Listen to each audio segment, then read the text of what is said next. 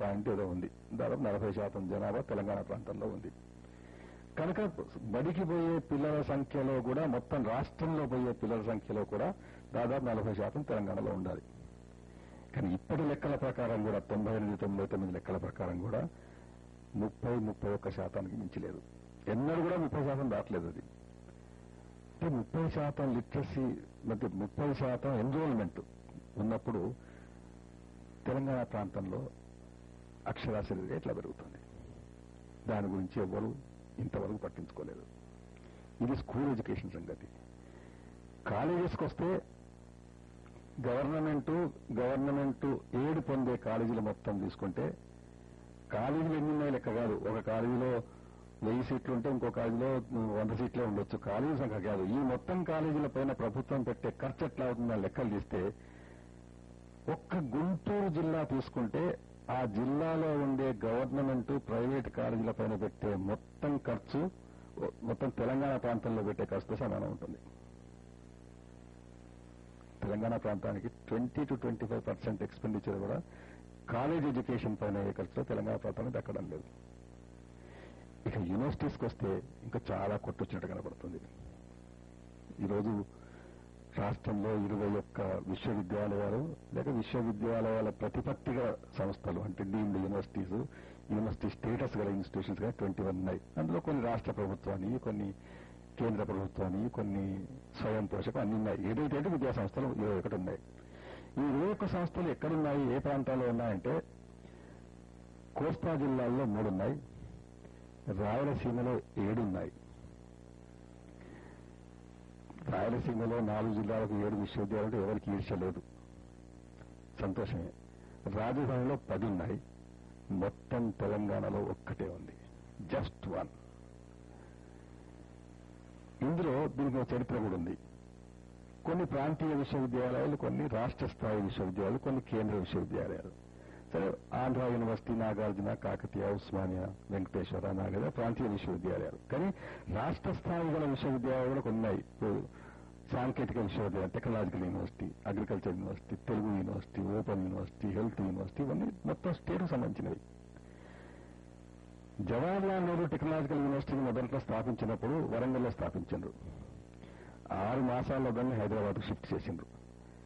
ఎందుకు మార్చిందయ్యా అంటే ఇది మొత్తం స్టేట్కు సంబంధించిన జిల్లాల్లో ఉండదు, స్టేట్లో ఉండాలి అన్నారు. సరే, సంతోషమే అన్నారు. తర్వాత 82-83లో ఓపెన్ యూనివర్సిటీ సార్వత్రిక విశ్వవిద్యాలయం నల్గొండ జిల్లాలో నాగార్జున సాగర్, విజయపురి నార్త్లో స్థాపించారు. దానికి అప్పటి రాష్ట్రపతి జిఎల్ సింగ్ కూడా శంకుస్థాపన చేశారు. అదేమో 2 నెలలకే మళ్ళీ హైదరాబాద్ షిఫ్ట్ చేసింది. ఏమిటయ్యా అంటే ఇదిగో స్టేట్ లెవెల్ యూనివర్సిటీ జిల్లాల్లో ఉండదు, స్టేట్ క్యాపిటల్లో ఉండాలి, మంచిదన్నాం. మరి తర్వాత 6 నెలలకు విజయవాడలో హెల్త్ యూనివర్సిటీ పెట్టిండ్రు, అది స్టేట్ యూనివర్సిటీ. తిరుపతిలో మహిళా యూనివర్సిటీ పెట్టిండ్రు, అది స్టేట్ యూనివర్సిటీ. కుప్పంలో ద్రవిడియన్ లాంగ్వేజ్ యూనివర్సిటీ పెట్టిండ్రు, అది స్టేట్ యూనివర్సిటీ. ఆంధ్ర ప్రాంతంలో కానీ రాయలసీమ ప్రాంతంలో కానీ రాష్ట్ర స్థాయి గల విశ్వవిద్యాలయం పెడితే అభ్యంతరం లేదు. కానీ తెలంగాణ ప్రాంతంలో అటువంటి పెడితే అభ్యంతరాలు. కనుక తెలంగాణలో పెట్టిన షిఫ్ట్ చేస్తారు వేరే చోట్ల పెట్టిన షిఫ్ట్ కావు. దీనివల్ల ఏం జరిగింది? ఆ విశ్వవిద్యాలయంలో నియామకమైన సిబ్బందిలో 90% ఇతర ప్రాంతాల వాళ్ళే. ఇక్కడ లేకపోవడం వల్ల ఇతర ప్రాంతాల వాళ్ళకి అది అవకాశం వచ్చింది. 90% సిబ్బంది, టీచింగ్ స్టాఫ్ కానీ నాన్ టీచింగ్ స్టాఫ్, ఇంకా నాన్ టీచింగ్ స్టాఫ్ ఎక్కువ, 95% వరకు ఇతర ప్రాంతాల వాళ్ళే. అంతేకాదు, ఒక యూనివర్సిటీ స్థాపించినప్పుడు అక్కడ కొంత డెవలప్మెంట్ అవుతుంది. ఉదాహరణకు విజయవాడలో హెల్త్ యూనివర్సిటీ పెట్టారు. హెల్త్ యూనివర్సిటీ పెట్టడం వల్ల అక్కడ సూపర్ స్పెషాలిటీ హాస్పిటల్స్ వచ్చాయి. యూనివర్సిటీ కింద ఒక పెద్ద క్యాన్సర్ ఇన్స్టిట్యూట్ వస్తుంది, సూపర్ స్పెషాలిటీ ఇన్స్టిట్యూట్స్ ఉన్నాయి. ఇవన్నీ ప్రజలకు చాలా సౌకర్యం కలుగుతుంది. అట్లాగే Shri Venkateswara institute of medical sciences తిరుపతిలో పెట్టారు. సూపర్ స్పెషాలిటీ సర్వీసెస్ పబ్లిక్ అందుబాటులో ఉన్నాయి. కుప్పం అనే చిన్న మారుమూల గ్రామంలో ద్రవిడియన్ లాంగ్వేజ్ యూనివర్సిటీ పెట్టడం ఒక పెద్ద టౌన్ గా డెవలప్ అయిపోయింది, ఎకానమీ డెవలప్ అయిపోయింది, ఎంప్లాయ్మెంట్ ఆపర్చునిటీస్ వచ్చాయి. మరి తెలంగాణకి అవసరం లేదా? మొత్తం తెలంగాణ ప్రాంతంలో ఈరోజు సూపర్ స్పెషాలిటీ హాస్పిటల్ ఎక్కడ లేదు, హైదరాబాద్లోని వాళ్ళకి అందుబాటులో లేవు. కనుక తెలంగాణ ప్రాంతాన్ని విద్యారంగంలో స్కూల్ ఎడ్యుకేషన్ చూసుకుంటే ఎన్రోల్మెంట్ 30-32%. లిటరసీ రేట్ తీసుకుంటే 37%. కళాశాల విద్యలో పెద్ద గవర్నమెంట్ పెట్టే ఖర్చు లోపల 25% వస్తుంది. 21 యూనివర్సిటీస్ రాష్ట్రంలో ఉంటే తెలంగాణ ప్రాంతం ఒకటే యూనివర్సిటీ వస్తుంది. అటువంటప్పుడు ఈ ప్రాంతం విద్యారంగంలో ఎట్లా ముందుకు పోవాలి? కనుక విద్యారంగంలో వెనకబడడం వల్ల ఆర్థిక ప్రగతి దెబ్బతింటుందో అని ఒక సిద్ధాంతం ఉంది. ఆర్థిక ప్రగతి జరగంది విద్యారంగ అభివృద్ధి జరగదు, విద్యారంగ అభివృద్ధి జరగంది ఆర్థిక రంగ అభివృద్ధి జరగదు అని ఒక సిద్ధాంతం ఉంది. ఇది ఒక విష సర్కిల్ లాంటిది, ఒక విషవలయం లాంటిది. ఆ విషవలయంలో తెలంగాణ ప్రాంతం చిక్కుకున్నది. ఈరోజు వెనకబాటుతనానికి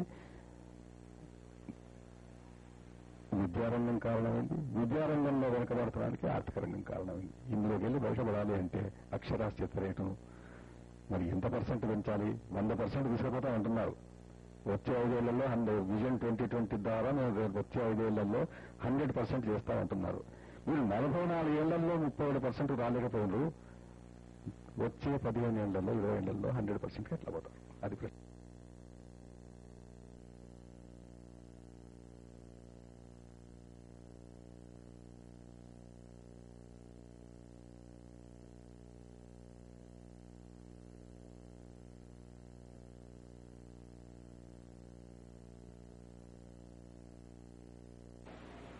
తెలంగాణ సమస్య గురించి ఎప్పుడు చర్చించినా ప్రత్యేక తెలంగాణ రాష్ట్ర నినాదం ఎప్పుడు వినిపించినా సర్వసాధారణంగా వచ్చే ప్రశ్నల్లో ఒక ప్రశ్న ఏమిటంటే రాష్ట్రంలో ప్రధానంగా ఉన్నటువంటి రాజకీయ పార్టీల పాత్ర ఏమిటి, రాజకీయ నాయకుల పాత్ర ఏమిటి, గతంలో అనుభవించినటువంటి చేదు అనుభవాలు మళ్లీ కలగకూడదనేటువంటి నమ్మకం ఏమిటి అనే ప్రశ్నలు వస్తుంటాయి. ఇక 2-3 అంశాల గురించి మనం విడివిడిగా కాస్త ఆలోచించాలి.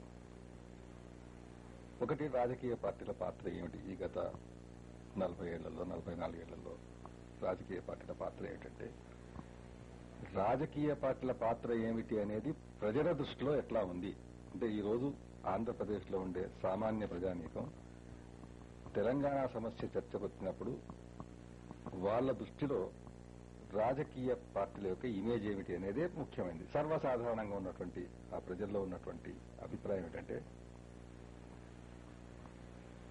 కాంగ్రెస్ నాయకులు అధికారంలో ఉన్నప్పుడు తెలంగాణ గురించి మాట్లాడరు, పట్టించుకోరు. అధికారంలో లేనప్పుడు తెలంగాణ గురించి మాట్లాడతారు, వాదిస్తారు అనేటువంటిది సర్వసాధారణంగా ఉన్న అభిప్రాయం. ఈ అభిప్రాయం నిరాధారమైంది కాదు. కాంగ్రెస్ పార్టీ నాయకులు, ముఖ్యంగా తెలంగాణ ప్రాంతం వాళ్ళు తమ కొరకు తాము సృష్టించుకున్నటువంటి వ్యక్తిత్వం ఇది. దీన్ని ఎవరు కాదనలేరు. సరే, వాళ్లకున్నటువంటి బలహీనతలేమిటి, వాళ్లకున్నటువంటి ఇబ్బందులేమిటి, వాళ్లకున్నటువంటి పరిమితులేమిటి అనేది వేరు విషయం. వాస్తవం ఏమిటంటే, సర్వసాధారణంగా అధికారంలో ఉన్నప్పుడు కాంగ్రెస్ వాళ్ళు తెలంగాణ సమస్య గురించి పట్టించుకోలేదు, అధికారంలో లేనప్పుడు అప్పుడప్పుడు మాట్లాడుతూ ఉంటారు. అదొక వాస్తవం. ఇది ఎవరిని వ్యక్తిగతంగా నిందించడం కాదు. కేవలం తెలంగాణ ప్రాంతంలోనే కాదు, మొత్తం రాష్ట్రంలో కాదు, మొత్తం దేశంలో సామాన్య పౌరునికి ఉన్నటువంటి అభిప్రాయం అది. ఇక తెలుగుదేశానికి వస్తే ఎట్లా ఉందంటే,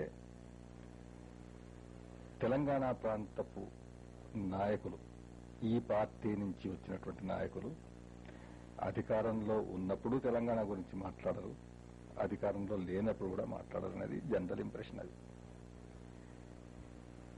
దీనికి కారణాలు ప్రజల దృష్టిలో ఏమిటంటే, ఈ పార్టీ నుంచి ఎదిగినటువంటి తెలంగాణ ప్రాంతపు రాజకీయ నాయకత్వానికి తెలంగాణ సమస్య పట్ల ఉండవలసిన అవగాహన లేదు అనేది.